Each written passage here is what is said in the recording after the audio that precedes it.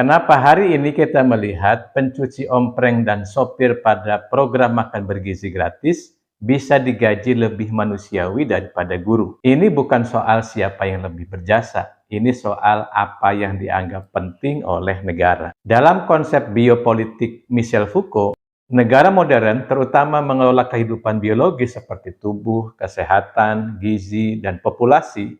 Yang diprioritaskan adalah hal-hal yang bisa diukur, dihitung, dan dilaporkan sebagai angka keberhasilan. Program makan bergizi gratis berada tepat di wilayah itu.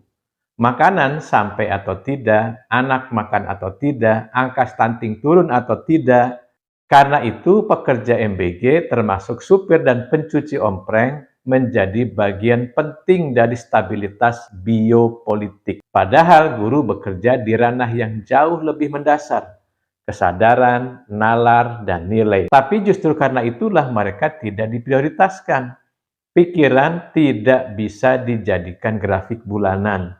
Dampak pendidikan baru terlihat belasan tahun kemudian. Dalam logika biopolitik, itu bukan urgensi jangka pendek. Pekerja yang mengurus perut digaji lebih layak daripada pekerja yang membentuk akal budi.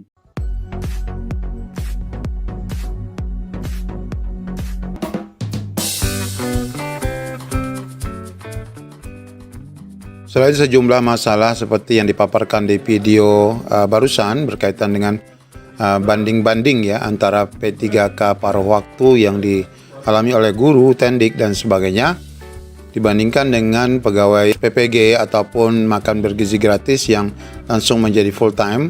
Masalah lain juga yang dialami oleh rekan-rekan paruh waktu ini adalah masalah pembayaran gaji. Apakah P3K paruh waktu gajinya ini dibayar setelah bekerja layaknya non-ASN? Hal ini muncul akibat adanya rekan-rekan P3K paruh waktu yang sampai dengan pertengahan bulan ini belum mendapatkan gaji.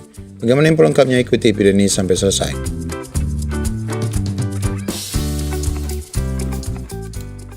Di dalam Permen Pan RB 16 2025 yang mengatur P3K paruh waktu, sebenarnya di sini sudah diatur berkaitan dengan diktum yang mengatur gaji, baik berkaitan dengan sumber dananya, kemudian proses pembayarannya, serta berapa besaran gaji yang diterima oleh rekan-rekan paruh waktu.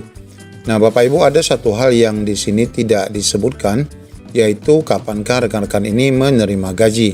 Apakah sama dengan P3K penuh waktu atau ASN lainnya ataupun berbeda.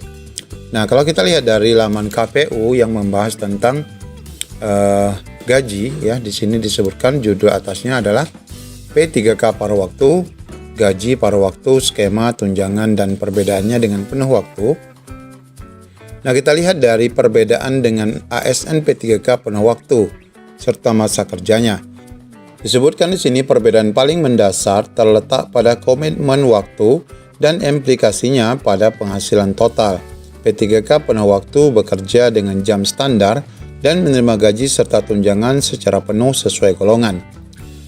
Sementara P3K paruh waktu memiliki jam kerja fleksibel, namun ini Bapak Ibu tidak terbukti ya, karena jam kerja ternyata sama yang ditetapkan oleh PPK, sehingga gaji dan beberapa tunjangannya disesuaikan. Ini tidak terpenuhi ya Bapak Ibu. Kemudian masa kerja P3K paruh waktu ditetapkan setiap 1 tahun dan dapat diperpanjang berdasarkan evaluasi kinerja yang dilakukan setiap triwulan dan tahunan. Nah, Bapak Ibu, berkaitan dengan rencana perpanjangan P3K paruh waktu inilah yang membuat sebagian rekan-rekan merasa kecewa ya, karena tentu saja jika rekan-rekan ini terus diperpanjang paruh waktunya, maka status kesejahteraannya tidak akan pernah terjamin. Kemudian hasil evaluasi ini tidak hanya untuk memperpanjang kontrak, tetapi juga menjadi pertimbangan utama untuk pengangkatan P3K penuh waktu jika kerjanya sangat ataupun dinilai baik dan memenuhi target organisasi. Nah, di sini tidak dijelaskan juga ya berkaitan dengan perbedaan yang berkaitan dengan proses cara pembayaran gaji. Nah, Bapak Ibu, di sini kita mendapati informasi berkaitan dengan bahwa P3K paruh waktu itu dianggap kerja dulu, kemudian baru digaji belakangan. Nah, ini dianggap berbeda dengan PNS dan full time P3K, namun dianggap sama dengan non-ASN. Apakah ini benar terjadi di semua daerah? Kita lihat dulu Bapak Ibu, ini terjadi di mana. Nah, ini terjadi di kota Surabaya, Jawa Timur yang menjelaskan mengenai waktu pembayaran gaji P3K paruh waktu yang resmi bekerja pada awal Januari 2026 yang lalu. Pemkot Surabaya memastikan pembayaran gaji P3K paruh waktu ini akan baru bisa dilakukan di awal Februari 2026. Berarti memang mereka kerja dulu ya, baru digaji. Jadi P3K paruh waktu bekerja lebih dulu, baru menerima gaji. Ini perbedaan PNS dan P3K penuh waktu. Sebenarnya tidak ada regulasi itu ya Bapak Ibu, nanti kita lihat juga daerah-daerah lain. Penjelasan Pemkot Surabaya merespon keluh kesah para P3K paruh waktu mengenai jadwal dan tanggal gajian yang pasti. Kepala BKPSDM Kota Surabaya Ira Tursilawati menjelaskan mekanisme ini mengacu pada Kemenpan RB 16 2025 serta edaran Kemendagri. Sebenarnya di dalam aturan itu tidak ada ya yang mengatur masalah kapan mereka baru dibayarkan. Namun di sini mereka ataupun BKPSDM memberikan penjelasan. Dalam aturan tersebut disebutkan pemerintah menetapkan perbedaan mekanisme penggajian ASN dalam kategori penuh waktu dan paruh waktu. Bahwa meski keduanya berstatus ASN, terdapat perbedaan mendasar pada sistem waktu pembayaran gaji dan sumber alokasinya. P3K penuh waktu mendapatkan gaji di awal bulan yang disetarakan dengan PNS melalui alokasi pos belanja pegawai. Nah, ini untuk yang penuh waktu. Sedangkan bagi rekan-rekan yang paruh waktu disebutkan menggunakan sistem pembayaran serupa dengan status tenaga kontrak sebelumnya. Upah atau gaji paruh waktu dibayarkan setelah masa kerja berjalan. Tidak masuk dalam belanja pegawai, melainkan bersumber dari pos belanja barang dan jasa. Berdasarkan diktum ke-20 pada Permenpan 16 tersebut, sumber pendanaan upah dapat berasal dari belanja pegawai. Di Surabaya, posisinya ada di belanja barang dan jasa. Demikian kata Kepala BKPSDM pada konferensi pers Rabu kemarin. Ira menjelaskan saat ini terdapat 14.000 ya untuk paruh waktu di Surabaya yang mendapatkan SK 2 Januari 2026 ya. Awalnya kami mengusulkan 14.697, namun ada selisih karena beberapa yang tidak memenuhi syarat serta meninggal dunia. Kepala BPKAD Surabaya atau Kepala Keuangan juga menambahkan penggunaan kode rekening belanja barang dan jasa membawa konsekuensi pada siklus pembayaran ini.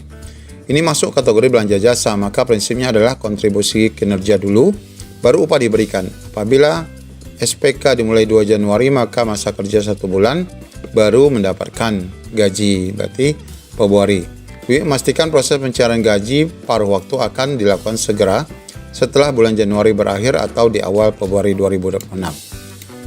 Nah, Bapak Ibu, sebelum kita lanjutkan, kita lihat dulu di daerah lain. Nah, kami berada di salah satu grup P3K paruh waktu 2025 di daerah Provinsi Kepulauan Riau ya.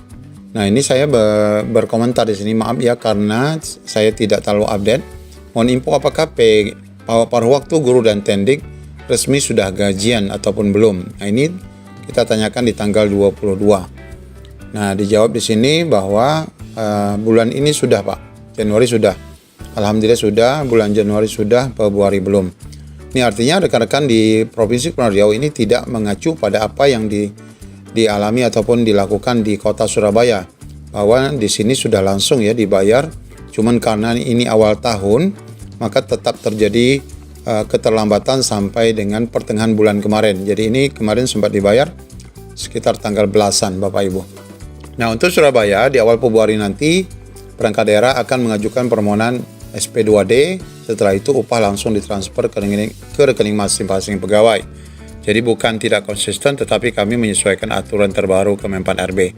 Nah, ini terpulang ya kepada daerah apakah memang memahami apa yang disampaikan oleh Pan RB dalam Permenpan RB 16 itu sama seperti yang dipahami oleh Kota Surabaya. Atau rekan-rekan di daerah lain sudah menerima atau belum, dapat menulis ya di kolom komentar supaya kita dapat membandingkan apakah rekan-rekan juga daerahnya mengacu pada Permenpan RB yang sebenarnya kalau kita lihat secara detail tidak ada penjelasan berkenaan dengan kapan pembayaran itu dilakukan kepada rekan-rekan paruh waktu. Ya, semoga saja semuanya walaupun mungkin tertunda segera dapat dibayarkan sesuai dengan hak yang mestinya rekan-rekan terima. Demikian, Assalamualaikum warahmatullahi wabarakatuh.